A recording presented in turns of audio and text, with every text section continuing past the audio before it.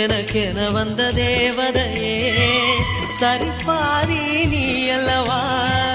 நடக்கையில் உந்தன் கூட வரும் நிழல் போலே நான் அல்லவா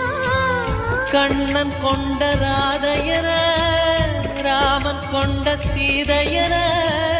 மடி சேர்ந்த பூரதமே மனதில் வீசும் மாருதமே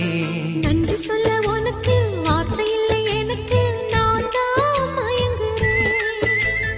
என்னுடைய மனச தந்துவிட்ட பிறகும் ஏம்மா